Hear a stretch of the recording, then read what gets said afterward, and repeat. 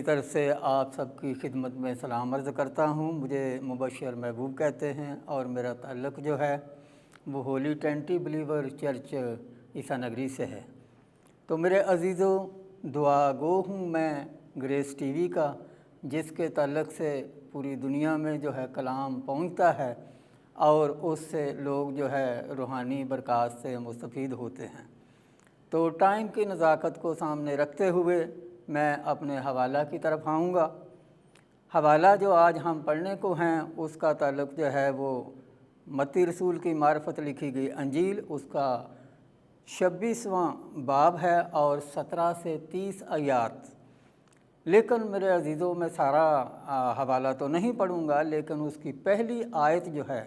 میں پڑھوں گا اور انہی آیات کے اندر رہ کر جو ہے ہم کلام مقدس کو سیکھیں گے۔ تو پہلی آیت میں یوں لکھا ہے، عید فطیر کے پہلے دن شاگردوں نے یسوع سے پاس آ کر کہا، تو کہاں چاہتا ہے کہ ہم تیرے لیے فسح کی تیاری کریں؟ تو اس کے تعلق سے جو حوالہ آپ کے سامنے رکھا گیا ہے، اس کے مضمون جو ہے میں نے وہ رکھا ہے آخری فسح۔ اور اس حوالے کے اندر جو ہے یسوع مسیح جو ہے بڑے خاص الفاظ جو ہے وہ بولتا ہے، جو بڑے معنی خیز ہیں، جو 2026 سالوں سے اتنے عمیق اور مشہور ہیں۔ اس آخری فسح کے موقع پر جو یسوع مسیح نے بولے، مثال کے طور پر یسوع مسیح نے یہودا عسکر یہودی کے بارے میں بھی اس موقع پر بات کی، اور یسوع مسیح نے پطرس کے بارے میں بھی بات کی اس آخری فسح کے موقع پر۔ اور یہ حوالہ جو ہے فسح کے تعلق سے یہ چاروں اناجیل میں پایا جاتا ہے، اور آج تک جو ہے انجیل مقدس سے اس کو لوگ پڑھتے اور اس کے برکت پاتے ہیں۔ تو پہلا نقطہ جو ہے اس پر ہم بات کریں گے، فسح کی تیاری۔ میرے عزیزو، فسح کی تیاری کے لیے انجیل مقدس میں اور پوری بائبل مقدس میں کچھ اصول پائے جاتے تھے۔ اصول یہ تھا کہ فسح کی تیاری جو ہے وہ یروشلم کی دیوار کے اندر ہی کی جائے، اور اس کے لیے یہ ضروری تھا کہ پھر ایک برہ بھی جو ہے وہ لیا جائے، اور برہ جو ہے ہیکل سے ہی لیا جائے اور پھر اس کو ہیکل میں ذبح کیا جائے، اور یوں جو ہے اس کے اندر ہی جو ہے وہ اس کو ذبح کر کے کھایا بھی جائے، نہ کہ کسی یروشلم کے باہر۔ جبکہ اس کے لیے متی رسول جو ہے وہ آیت 19 میں کہتا ہے کہ شاگردوں نے فسح جو ہے وہ تیار کیا۔ اب اتنی سی بات جو ہے وہ کرتا ہے، لیکن جب ہم بائبل میں اس کے سیاق و سباق کو دیکھتے ہیں تو جب فسح تیار کی جاتی تھی تو یہودی لوگ جو ہے وہ بڑا ٹائم اس میں لیتے تھے، اتنی جلدی نہیں کر سکتے تھے۔ مثال کے طور پر ان کو شہر جا کر ساگ پات یعنی کڑوی جڑی بوٹیاں بھی لانی ہوتی تھی، اور نمبر 2 ان کو کوئی فریش فروٹ لانا پڑتا تھا، سیب ہے یا انار ہے یا کوئی اور فروٹ ہے، اور خشک میوہ جات بھی لیے جاتے ہوں گے، اور ان کا وہ پیسٹ بنا کر جو ہے وہ ٹیبل پر رکھتے، میز پر رکھتے، اور اس سے مراد یہ تھا کہ وہ جو ہے گارے کی نمائندگی پر کرتا، جو مصر میں وہ گارے سے اینٹیں بنایا کرتے تھے اور وہ ان کے دکھوں کی بھی نمائندگی کرتا تھا۔ فسح تیار کیا جاتا تھا، اس کے اندر بھی ان کو صاف کرنا پڑتا تھا اندر سے، کہ بے خمیری روٹی سے ان کو پاک کرنا پڑتا تھا، اور یوں جو ہے انہیں ایک مے بھی لینا پڑتی تھی جو ٹیبل پر رکھنی ہوتی تھی تیار کر کے، اور یہ مے جو ہے وہ 4 پیالے لیتے تھے یہودی، ایک کوئی پیالہ نہیں لیتے تھے بلکہ 4 پیالے جو ہے وہ رکھتے تھے، اور پھر ان کو ایک برہ خرید کے بھی لانا پڑتا تھا ہیکل سے، اور پھر اس کو ذبح کرنا پڑتا تھا۔ اور اسی طرح عزیزو برہ وہ خریدتے اور اس کو پھر وہ ذبح کرتے، اور اس کو بھوننا پڑتا تھا، نہ کہ اور طرح سے ابالنا یا پکانا پڑتا، جسے آپ روسٹ بھی کہہ سکتے، تاکہ یسوع مسیح جو ہے وہ شام کے وقت جب آئیں تو ان کے ساتھ شامل ہو سکیں، اور وہ فصح میں شامل ہو کر جو ہے اس فصح کو جو ہے وہ کھا سکیں۔ یہ تو تھی یہودی رسم یا اصول جس طرح سے یہ فصح جو ہے وہ منایا جاتا تھا، اور اس آخری فصح میں اس دفعہ جو ہے ایک نیا مفہوم ہمیں ملتا ہے، جسے آپ دوسرا نقطہ بھی کہہ سکتے ہیں۔ تو یسوع مسیح جو ہے یہ فصح کا نیا مفہوم ہمیں دیتے ہیں کلام مقدس میں۔ نیا مفہوم جو ہے اس میں فصح کے موقع پر میزبان جو ہے ایک بے خمیری روٹی لیتا، اور وہ کہتا، مبارک ہے اے خدا کائنات کے خالق اور مالک، تو جو زمین سے اناج پیدا کرتا ہے۔ یہ جو ہے ان کے دکھوں کی جو ہے وہ یاد دلاتا تھا یہودیوں کو، اور وہ یہ الفاظ بولتے تھے فصح کے موقع پر۔ لیکن جب یسوع مسیح نے روٹی لی اور اس نے توڑی تو اس نے ایک نیا مفہوم دیا کہ یہ لو میرا بدن ہے جو تمہارے واسطے توڑا جائے گا، اور اس سے تمہیں فائدہ ہوگا، جس طرح کے اسرائیلیوں کو برہ ذبح کرنے کے بعد فائدہ ہوا تھا، اس طرح تمہیں میری قربانی سے فائدہ ہوگا۔ اور نیا برہ جو ہے وہ میں ہی ہوں، یسوع اپنے بارے میں بات کرتا ہے، اور نیا فصح بھی میں ہی ہوں، اور نیا خروج بھی میں ہی ہوں، اور نئی رہائی بھی میں ہوں۔ یسوع کہتا ہے کہ جس کے لیے تم آرزو کرتے رہے ہو، اور اسی لیے جو میں اپنی جان تمہارے واسطے دے ڈالوں گا۔ فصح کے تعلق سے دوسری ایک اور بات کہ روٹی کے بعد یسوع مسیح نے کلام مقدس میں لکھا ہے کہ پیالہ بھی لیا، اور خروج 6 کی 7 سے اس پیالے کا تعلق ہے۔ 2 آیات 6 کی 6 اور 7 خروج۔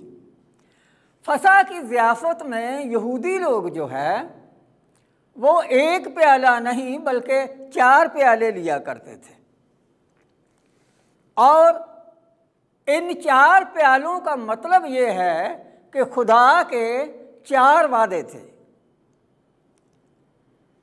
خدا کہتا ہے بنی اسرائیلیوں کے لیے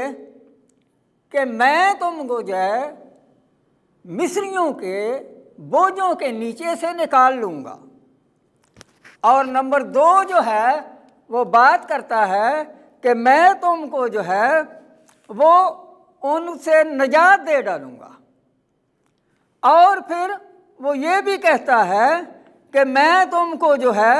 ان سے رہائی دلاؤں گا،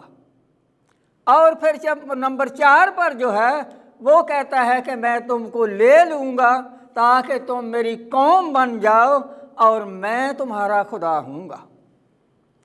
یہودی جو ہے فصح کے وقت میں یہ جو ہے الفاظ بولا کرتے تھے، اور وہ یہ 4 پیالے رکھتے تھے، اور ان 4 کے ساتھ جو ہے وہ 4 طرح کے خدا کے ان باتوں کے لیے وعدے تھے جو میں نے آپ کے سامنے رکھی ہیں۔ لیکن میرے عزیزو،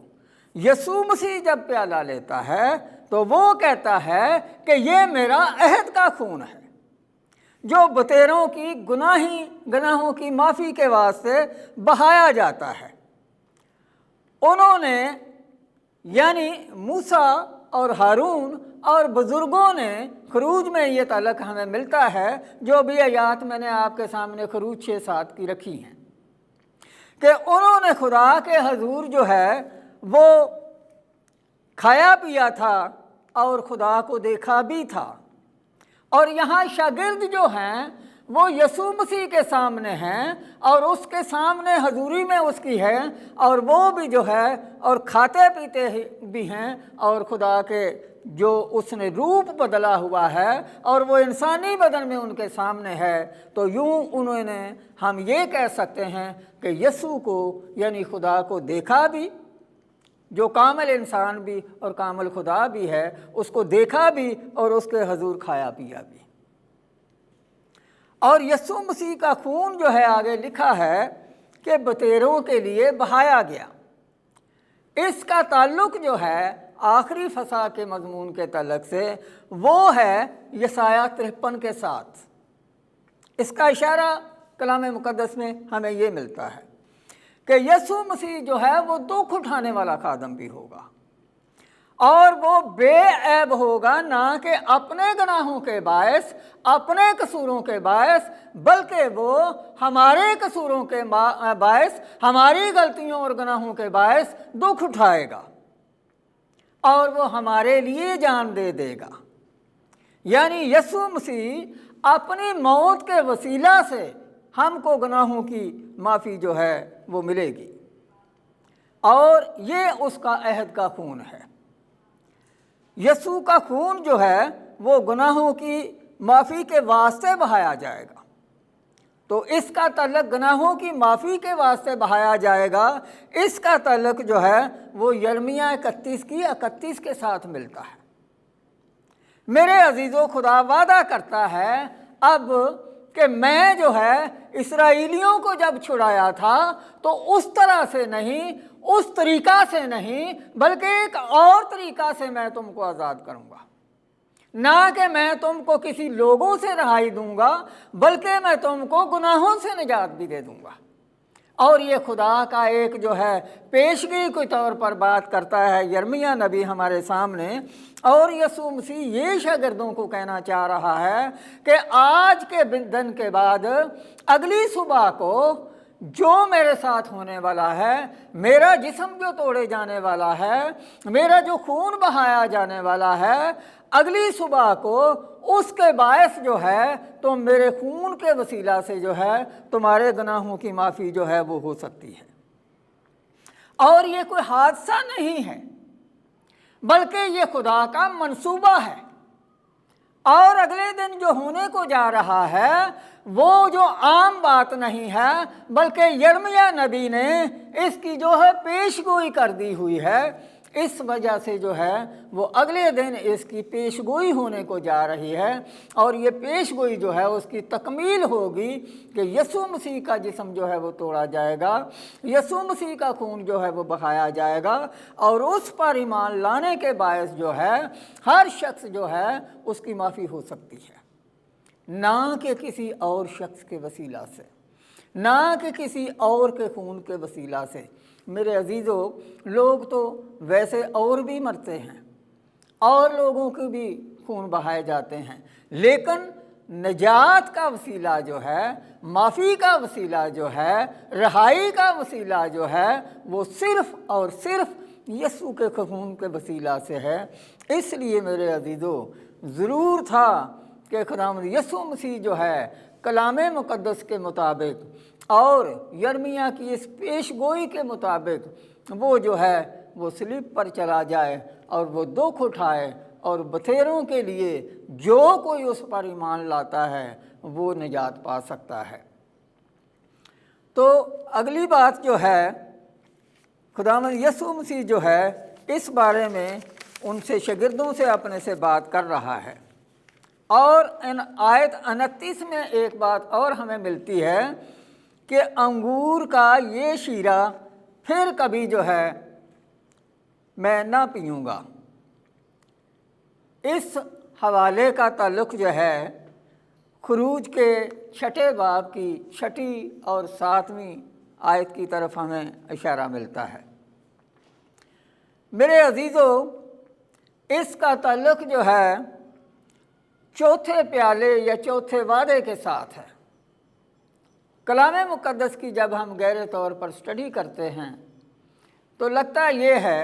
کہ چوتھا پیالہ اس وقت یسوع مسیح نے کیوں نہ لیا تھا، بلکہ وہ تیسرا پیالہ لیا ہوگا، جس سے جو ہے بنی نوع انسان کی رہائی ملتی ہے، کیونکہ چوتھا پیالہ جو ہے وہ مستقبل کی طرف اشارہ کرتا ہے،